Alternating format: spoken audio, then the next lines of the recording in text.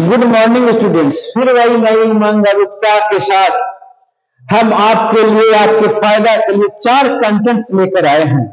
पहला, यदि एक कंटेंट से आपको फायदा होगा तो जरूर एक सब्सक्राइब और लाइक मेरे लिए बनता है। इसके लिए मेरे तरफ से पूरे धन्यवाद रहेगा और धन्यवाद दूंगा। और आप भी कमेंट सेक्शन में जाके कमेंट भी करिएगा। कंटेंट एक है कि क्या अंग्रेजों ने चीनी यात्रियों को मान्यता देकर सही किया था या गलत किया था। दूसरा, Thales theorem in mid point theorem exercise 22।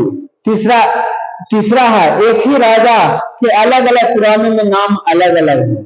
और चौथा कंटेंट है चौरी चौरा कांड और असहयोग आंदोलन जो हुआ उसमें हमारे भारतीयों का क्या हाथ था, अंग्रेजों का क्या हाथ था, क्या परिस्थिति थी देश की, ये जानना जरूरी है। अब अंग्रेजों ने जो चीनी यात्रियों को मान्यता दिया उसके पीछे भी बहुत बड़ा कारण था, क्योंकि उसके पास कोई भी जानकारी नहीं थी, इसलिए उनको मान्यता देना अति आवश्यक था। और जिसके कारण हमारे भारतीय सभ्यता और संस्कृति में विकृतियां आई। और अब जरूरत है कि भारत के इतिहास का सही खोज की, सही इन्वेस्टिगेशन की, सही जांच करने की और सही किताबों को संग्रह करके मेल कराने की। क्योंकि यह कह देना कि हमारा रामायण महाभारत और पुराण भैग है, कपोल कल्पित है, बिल्कुल गलत है, 100% गलत है। क्योंकि उसमें जो बातें कही गई है वो अंग्रेजों को 7वां जन्म में भी समझ में नहीं आएगा, क्योंकि उसमें बहुत दूर की बातें कही गई है और कई जन्मों की बात कही गई है, अरबों खरबों बरस की बात की गई है। और उसका जो प्रमाण है वो बहुत ही, महाभारत काल में भी सूर्य ग्रहण पूर्णतः 4 बजे लगा था, जिसके कारण जयद्रथ का वध हुआ था। वो भी प्रमाण है, एक्यूरेसी है, उसमें कंटेंट्स की कमी नहीं है और काल गणना की कमी नहीं थी। इसलिए उसमें रिसर्च के विषय है।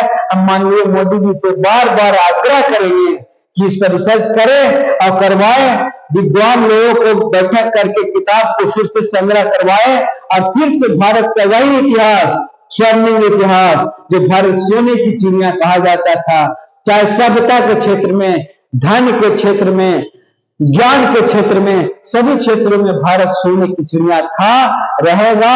आने वाला समय भी यही बता रहा है कि आज मोदी, हमारे माननीय मोदी जी हैं, तो सारी बातों को, दुनिया के सारे राजनीति को समझ गए हैं। क्योंकि लॉर्ड मैकाले जो ब्रिटिश संसद में कहा था वो पूरे विदेशियों के लिए सिद्ध होता है कि हम लोग सच बोलने की कसम खा के झूठ बोलते हैं। और भारत की सभ्यता और संस्कृति इतनी मजबूत है कि यहाँ झूठ बोलने की कसम खा के लोग सच बोला करते हैं। यह ब्रिटिश संसद में 1948 में लॉर्ड मैकाले ने कहा था, बड़ा ही दिल छू लेने वाली बात कहा था उन्होंने, जो पूरे विदेशियों पर आज तक लागू होता है। जितना एग्रीमेंट लोग करते हैं विदेशी में, एग्रीमेंट इंडिया के साथ होता है कि हम फलना को सपोर्ट, हम आतंकवादियों को खत्म करने के लिए, आतंकवादियों को खत्म करने के लिए काम करवाएंगे पाकिस्तान से या फलना देश से, लेकिन उन्होंने काम नहीं करवाता है, आतंकवादी भेजने का काम करता है। जिसके फलस्वरूप, चूंकि यह देश को ज्ञान ही नहीं है कि जिस कहा गया जिसके लिए कुआं खदिएगा खुद को उसमें गलती से गिरना पड़ेगा। आज पाकिस्तान, जितना भी हमारे शागिर्द कंट्री हैं, सभी कोई चाइना के चक्कर में पड़ गए हैं तो कोई अमेरिका के चक्कर में पड़ गए हैं। जो बोलता कुछ है करता कुछ है, लेकिन दोनों में बोली में और लिखंत में और बखंत में बहुत अंतर है। लेकिन इंडिया के साथ, भारत के साथ ऐसा हो ही नहीं सकता, क्योंकि इसकी सभ्यता और संस्कृति जो मैकाले ने जज किया था, बड़ा ही ढंग से जज किया था। और फिर इसी के साथ मैं अपना कंटेंट्स पर चला आता हूं। जो मेरे पास जो ज्ञान है मैं आपके साथ बांटना चाहता हूं, और जो मैंने आज तक पढ़ाई किया है वो आपको देना चाहता हूं। और आप से हमें यह खुशी होगी कि आप एक लाइक और सब्सक्राइब जरूर करिएगा। पहला, क्या अंग्रेजों ने चीनी यात्रियों को मान्यता देकर सही किया? बड़ा ही क्रिटिकल क्वेश्चन है, जरा ध्यान से सुनिएगा। भारत आने वाले चीनी यात्रियों की संख्या वैसे तो 100 मानी गई है, लेकिन इसमें 3 ही इंपॉर्टेंट हैं। पहला फाइयान, दूसरा हेनसांग और तीसरा इत सिंह। इत सिंह का ही सहयोग प्रमुख रूप से लिया गया है, तीनों का सही माना गया है। इसके यात्रा विवरणों के अनुवाद हिंदी और अंग्रेजी दोनों भाषाओं में सुलभ है, ये तीनों का। इन अनुवादों से ऐसे अनेक वर्णन मिलते हैं जो लेखक को समय के भारत के इतिहास की दृष्टि में बड़े उपयोगी और महत्वपूर्ण हैं। आधुनिक रूप से भारत का इतिहास लिखने वालों में इन तीनों यात्रियों द्वारा वर्णित अधिकांश बातों को सत्य मानकर उसके आधार पर भारत के विभिन्न ऐतिहासिक घटनाओं का विवरण लिखे हैं, किंतु उसके वर्णनों को सभी कुछ सही और सत्य है ऐसा नहीं है। उसके वर्णनों में ऐसी बात मिलती है कि अविश्वसनीय लगती है, ऐसा लगता है कि वे सब असावधानी में लिखी गई है। तीनों का विवरण की स्थिति इस प्रकार है। आज हम एक के बारे में बताएंगे, अगले एपिसोड में आज फाइयान के बारे में बताएंगे, अगले एपिसोड में हम हेनसांग और इत सिंह के बारे में भी बताएंगे। उन्होंने लिखा है, क्या लिखा है, कैसे लिखा है, परिस्थिति क्या थी और कौन परिस्थिति में उन्होंने लिखा, वो सही है या गलत है, आपको खुद जज करने की आवश्यकता है, इन्वेस्टिगेशन की आवश्यकता है, जांच की विषय है। और हम बार बार माननीय मोदी जी से या हमारे जो इतिहासज्ञ हैं, जो साहित्यज्ञ हैं, उससे अनुरोध करेंगे कि एक टीम बनाकर इसकी जांच की जाए। यह फाइयान यह भारत में जितने समय तक रहा घूमता ही रहा। चीन लौटने पर इसने अपनी यात्रा का वर्णन लिपिबद्ध कर दिया। श्री जगन मोहन वर्मा द्वारा चीन से हिंदी में अनुवादित पुस्तक, जिसमें नागर प्राचारणी सभा ने प्रकाशित किया है, कई जगह लिखा मिलता है यह सुनी हुई बात पर आधारित है। बताइए जरा, फाइयान लिख रहा है सुनी हुई बात पर आधारित है। कौन भाषा में आपने सुना था? यहाँ क्या चीनी लोग जानते थे, चीनी भाषा जानते थे, तुम कैसे समझ गया? बहुत सी क्वेश्चन उठता है, बहुत सा प्रश्न उठता है। आखिर यह सुनना किस भाषा में हुआ था? क्या स्थानीय भाषाओं का उसका ज्ञान इतना पुष्ट था कि समान लोगों की बातों को उसने समझ लिया था? किसी भी विदेशी के लिए इतनी जल्दी भारत जैसे बहुभाषी देश में विभिन्न भाषाओं का ज्ञान प्राप्त कर लेना एक असंभव कार्य था, जबकि उसके द्वारा लिखे गए विवरणों विभिन्न स्थानों के अलग अलग लोगों से स्थिति का उल्लेख मिलता है। यदि ऐसा नहीं था तो उसने जो कुछ लिखा क्या वह काल्पनिक नहीं है? संभव है, इसीलिए इन विवरणों के संबंध में कानिंधन को संदेह हुआ है। एकदम संदेह होना निश्चित बात है कि वो निश्चित रूप से संदेह की बात है कि वो जो उन्होंने लोगों से बात किया, बताओ कहता है सुनी हुई बात है।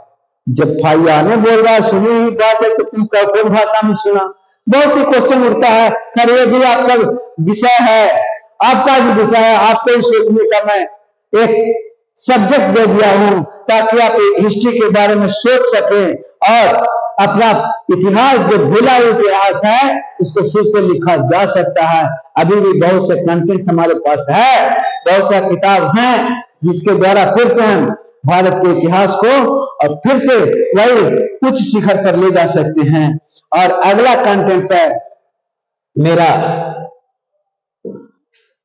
दूसरा है Thales theorem in the mid point theorem exercise 2। Prove that a line drawn through a midpoint of one side of a triangle parallel to another side bisect the third side। बड़ा ही यदि कहता दो त्रिभुजों के यदि एक त्रिभुज के मिड पॉइंट को मिलाया जा और समानांतर हो तो वह दूसरे भुजाओं को तीसरी भुजा को भी बराबर हिस्सा में बांटती है। हिंदी में हम उसको इस ज्यामिति में बताएं इस थ्योरम को। अब डाइथेलस थ्योरम से मिड पॉइंट थ्योरम का संबंध को क्लियर कर रहे हैं। मैंने दो तरह से साबित किया जाता है, प्रोपोर्शनल थ्योरम से साबित करेंगे। तो गिवन है ए बी सी भी triangle ABC in which D is the midpoint of AB and D समानांतर BC meeting AC at E। दिया हुआ है, गिवन है, तो क्या है ये गिवन है कि इसका मिड पॉइंट D है और इस BC के समानांतर है जो AC से E बिंदु पर मिलती है।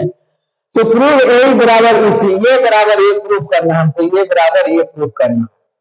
अब ये बराबर ये प्रूव करना है तो सिंस D समानांतर BC या बाइथेलस थ्योरम A बटा EC बराबर AD बटा BD हो गया बराबर 1, क्योंकि AB बराबर BD है, AD बराबर BD काटेंगे तो 1 हो जाएगा, इसलिए वहां 1 हो गया। ये 1 को आप ध्यान दीजिएगा। A बटा EC बराबर 1, इसलिए A बराबर EC हो गया, प्रूव हो गया कि A बराबर EC। बड़ा ही आराम तरीके से, कितना है 2 सेकंड भी नहीं लगा और ये प्रूव हो गया। हम आपको आशा ही नहीं विश्वास भी करते हैं कि आपको ये समझ में आ गया होगा।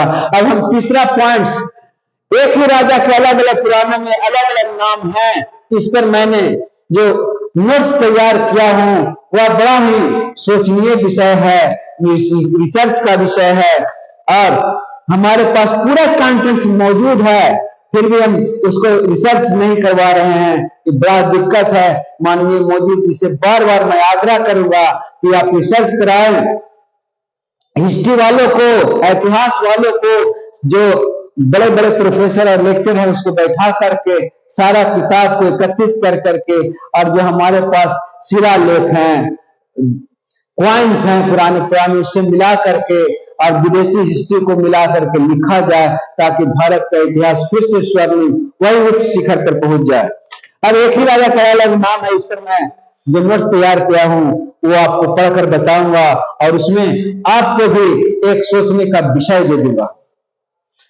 भारत के प्राचीन राजवंशों के कई राजाओं के नाम अलग अलग पुराणों में अलग अलग मिलते हैं। इससे संदेह होता है कि सही नाम कौन सा है और यह व्यक्ति हुआ भी है या नहीं। नामों के अंतर में कई कारणों से हुआ है, जैसे भिन्न भिन्न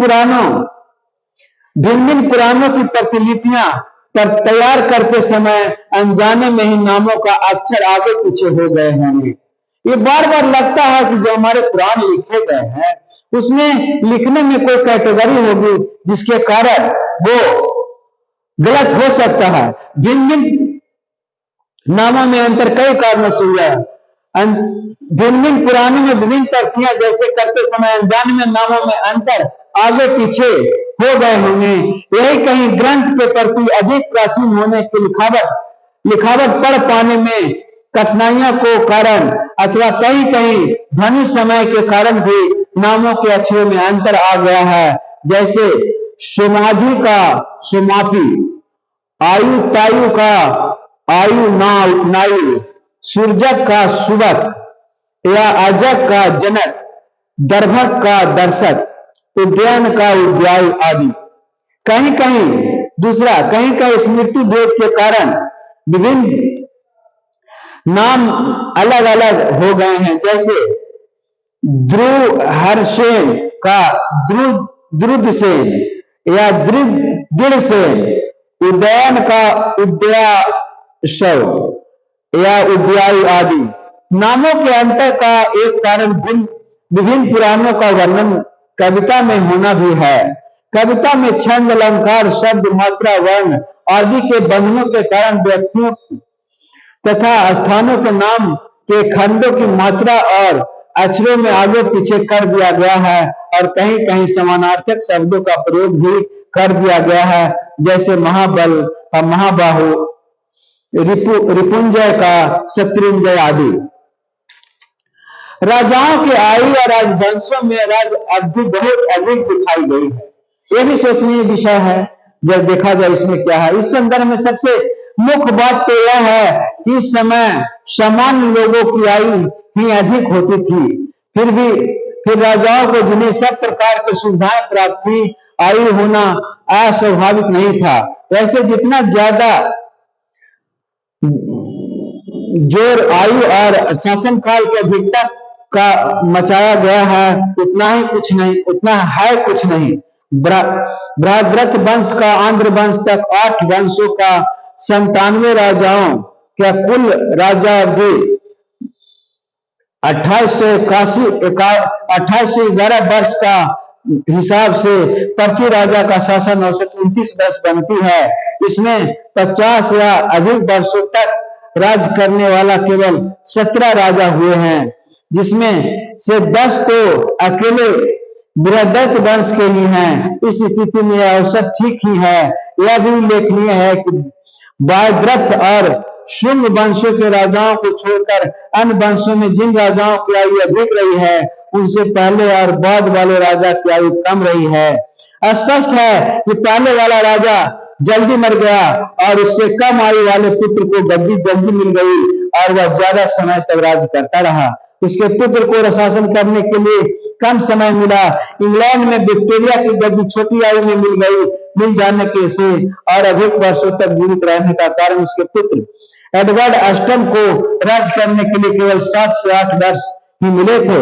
इस प्रकार कहा जा सकता है कि राजाओं की आयु और शासन की अवधि की अधिकता के संदर्भ में ऐसा कुछ नहीं है।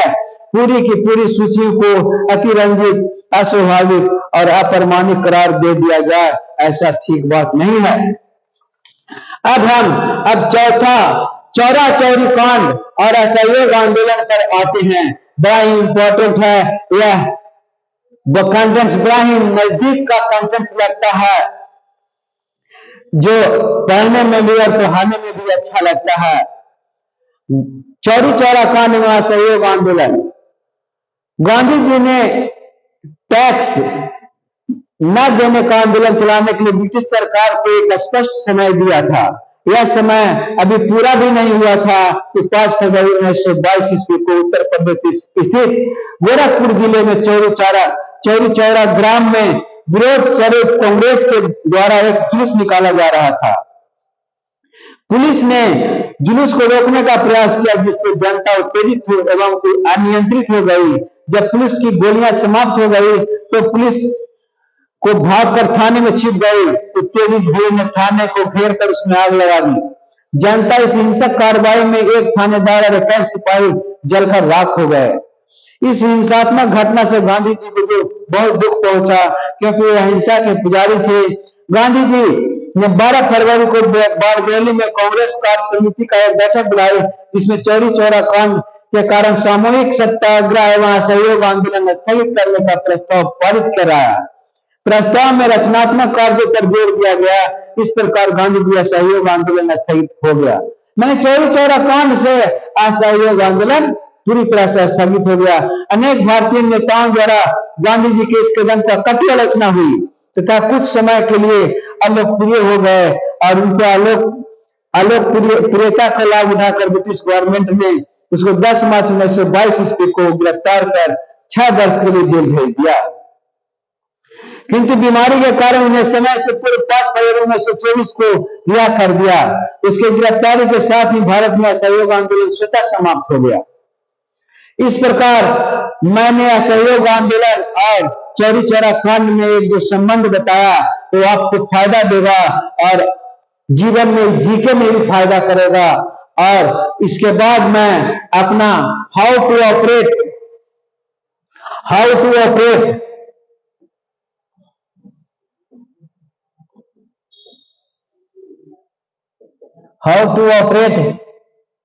यकीन 12 इस पर हम चलाते हैं, अथवा सा यकीन।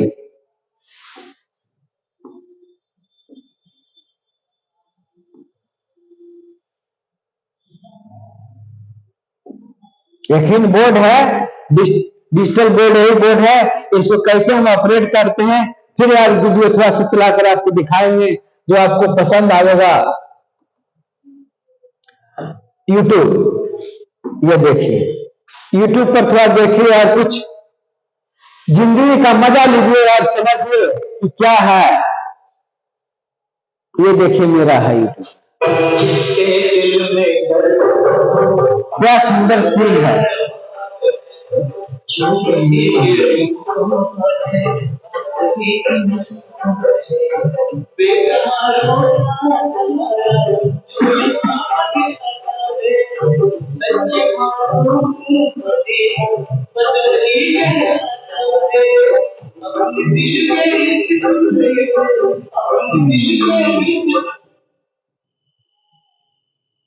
लास्ट में जरूर देखें।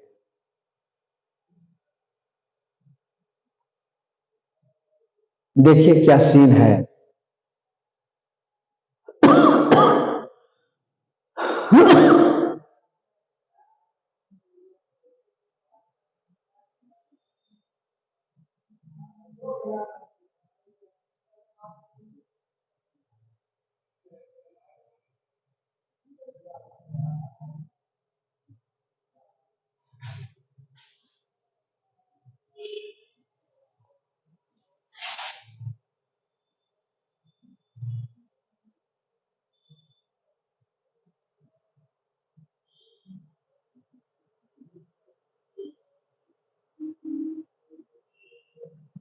कुछ नहीं है सर, कुछ नहीं है।